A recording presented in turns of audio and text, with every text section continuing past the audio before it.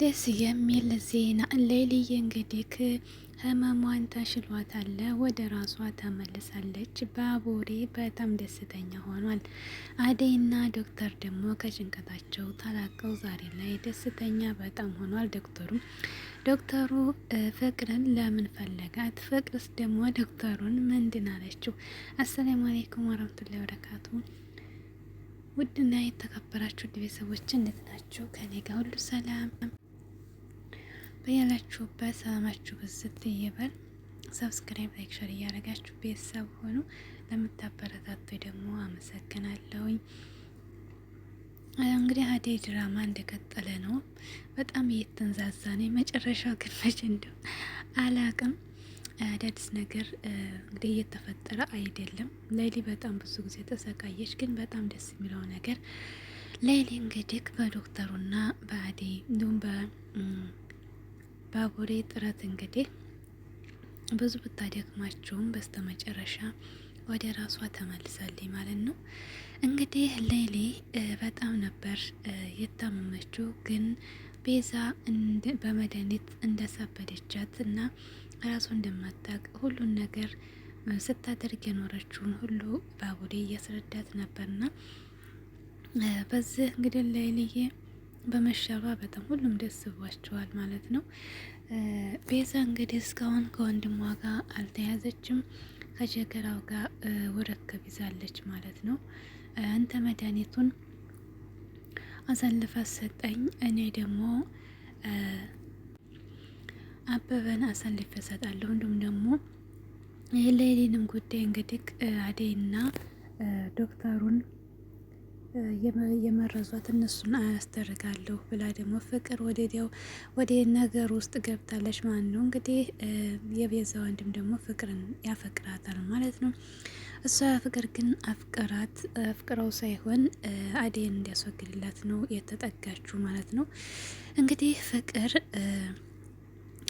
ከዴቭ ጋር ማነው ከቤዛ ወንድም ጋር ሆና እየሰራ ከአንዴ ሁለቴ ዶክተር አግኝቷቸዋል ማለት ነው።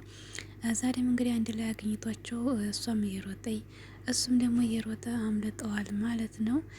ዶክተሩ ምንም ቤዛን ሊይዘት አልቻለም። ሁለተኛ ቤዛ ደግሞ ከጀገራው ጋር ክርክር ይዛለች ማለት ነው። በተደብቃ ፍቅርን አታገኝ፣ ፍቅር ታስበቃለች፣ ታዛለች። ፍቅርን አቁም፣ ተሷ ጋር ምንም ነገር አትስራ እያለኝ ከአንዴ ከሁለቴ ትነግረዋለች። ግን እሱ ስለሚወዳት ደግሞ በፍቅር ጉዳይ ምንም አትበኝ አልሰማሽም እያለ ከፍቅር ጋር እንግዲህ ሆኖ ስራ እየሰራ ነበር። አደይን ደግሞ ለማስወገድ እንግዲህ ከታች ከላይ እያለች ነው ማለት ነው ፍቅር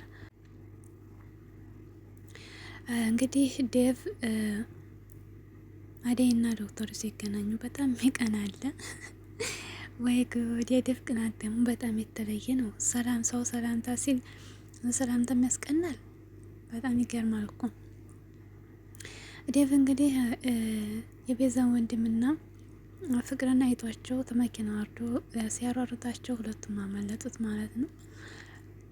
ዴቭ እንግዲህ እንትና አደይና ዶክተሩ ሲገናኙ ዶክተሩ ዝም ብሎ ልፋላት ማለት ነው። ግን ፋርቷ ነው ዴቭን ማለት ነው። ጭቅጭቅ እናበት እኮ በሌለበት ዶክተሩን ደግሞ አደይ ከዴቭ ጋር ነበረች እና ዛሬ ደግሞ ሰላማታ ምንድ ዶክተር መሆንህ ነው ስትለው አይ ከዴቭ ጋር ስለሆንሽ ይከፈዋል ብዬ ነው፣ ደስ አይለውም ብዬ ነው፣ ደህና ነኝ ብሎ ሰላምታ ሲሰጣት እንግዲህ ሌሊ ስለተሻላት ደስ ብሎኛ እንኳን ደስ ያለሽ አላት። ባንተ ጥረን እንደዚህ የደረሰችው አመሰግናለሁ ብለው እጇን እየገተት ይዟት ሄደ ማለት ነው።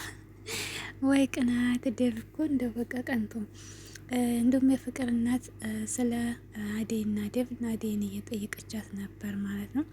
እንዴት ላይ ውሳኔሽ ምንድን ነው ስትላት ውሳኔ ግራ ገብቶኛል፣ እናቴም አባቴም አልፈቀዱም፣ ግን አባቴን ታውን በኋላ ፍቃድም አልሰጠውም። እስከ ዛሬ ታግሸዋለሁ፣ ካሁን በኋላ አልታገሰውም። ግን እናቴ ናት። እናቴ ግን እንዴት እንደማሳመን ግራ ገብቶኛል። ደግሞ ዴቭን ማግባት አለብኝ፣ ብዙ መስዋዕት ከፍሏል። ግን ደግሞ እንዴት እንደማገባው ግራ ገብቶኛል፣ ጨንቆኛል ብላ ነገረችም። ማን ነው አደይ የሆነ ነገር ሰምታ ይሆናል እናትሽ እንጂ እምቢ አትልም ዝም ብላ የሆነ ነገር ሰምታ ላይ ግን መነገር አትፈልግም አለቻት ማለት ነው። ለብርሃን እንኳን ነገረቻትም እንዴ ስትል አይለሷም አልነገረቻት።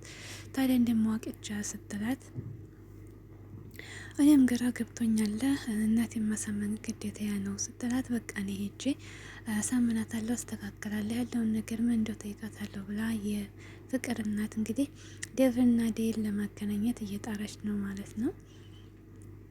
እንግዲህ የአደይ እናት ደግሞ ያን ነገር ይናገራሉ አይናገሩም፣ ብቻ ተናገሩ ደግሞ ያው ምንም አይመጣም እኮ ምክንያቱም ዴቭና አደይ ዝጋ ቢፋቀሩም አንድ ላይ ቢሆኑም ብርሃን ያን ጊዜ አሟመታ ያው በጣም ተንከባክቧታል ዴቭ ማለት ነው። ማንኛውም ሰው የሚያደርገው ነገር ነው ብርሃን ያደረገችው፣ ግን ታላወቀች ማለት ታወቀችው በጣም ኖር ነው እህቷን መመኘቷ። ግን እዛ ጋ አደይ እዛ ቤት ሰራተኛ ናት። ከዛ ዴቭ ደግሞ ያው ተግባብቶ ተንከባከባት። እሱ ግን እንደዚህ ያደረገው አደይ ስለሆነች ነው። ብርሃን ደግሞ አታውቅም ማለት ነው። ስለማታውቅ ይሄ ነገር ሊፈጠር ይችላል። ስለዚህ እናቲቱ ያው ይሄን ነገር ማስተካከል ትችላለች ማለት ነው። ዴቭና አደይ ብዙ ዋጋ ከፍለዋል። የከፈቱን ዋጋ ደግሞ ስለማታውቅ ይሆናል እናቲቱ እንግዲህ አደይ እናት። በስተ መጨረሻም እንግዲህ ዴቭን አገባዋለሁ ብለው አስናለ አደይ ማለት ነው። ግን ቅናቱ እስከ መቼ ነው? እንዲሁም ደግሞ ዴቭ ማነው ዳይመንድና ዶክተሩ እንግዲህ ተገናኝተው ከዴቭ ጋር በምን ተጣላችሁ ብሎ ስጠይቀው ዳይመንድ አልተጣላንም ብሎ ከላለሰ ማለት ነው። ስለ ቤዛና ስለ ሌሎች የቤዛ ወንድም ያወየው ሲፈልግ ዳርዳር እያለ ነበር። ነገር ግን ዳይመንድ ደግሞ ስራ ፈልግልኝ፣ ስራ ልፈልግልህ ሲለው ፈልግልኝ፣ ምንም ይሁን ምንም እሰራለሁ እያለው ነበር ማለት ነው። ቤዛንና እንግዳ ግን የቤዛን ወንድም ስራ ሊሰጠው መስሎኛል ማለት ነው። በዛ ላይ እንግዲህ ቤኪ ከእንትና ጋር ከእናቱ ጋር ስልክ ደውሎ ቶሎ ስትለው የቤኪ እናት ደግሞ ያጋጠማት እንግዲህ ገጀራው ሊሰርቅ ገብቶ ነው መሰል ወደ ባቡሬ ቤት መጥቷል ማለት ነው። እንዲሁም ደግሞ ፍቅር እንግዲህ ከዶክተሩ ያሯሯጣት ወደ ቤት መጣ። በእንትናን አሹን ደግሞ ተባበረኝ ዶክተሩ አለች ፍቅር ቢልክ እንዳትነግረው ስትለው እሱ አስቀድሞ መጥቶ እናትሽ ከብረቱ ይሄዳል ማለት ነው። የፍቅር እንግዲህ ክፋት ምን ትላለች ስትጠይቃ መልሷ ሲጨንቃት የት አምሽተሽ ነው? ትምህርት ቤት እስካሁን ስትላት አይ ፈተና ምናምን ነበር እንግዲህ ቆየም ብላ ዶክተሩ ጋር ምን ስራ ጀምረሽ ነው ብላ ስታስጨንቃት ደግሞ ማሳገር ገባት ማለት ነው። ግን ደግሞ ጭንቅላት አላት ፍቅር ማለት ነው። ተራሷ ላይ የሆነ ነገር ወረድ ለማድረግ ትፈጥናለች እና አስባ ምን ትላለች? ዶክተር እያስቸገረኝ ነው አለች። ፍቅር ያልወደዷትን ሁላ ወደዴ ደም ወደዴ ትላለች። እሱም ደግሞ ዶክተሩን አሁንም ለጠፈችበት። አሁን ደግሞ እሱ ትልቅ ሰው መስሎኝ ነበር፣ አዋቂ ሰው መስሎኝ ነበር፣ ደግሞ እንደዚህ ያለ ነው እንዲህ ብላ በጣም ተወደው ነበር የፍቅርና ዶክተሩ ማለት ነው።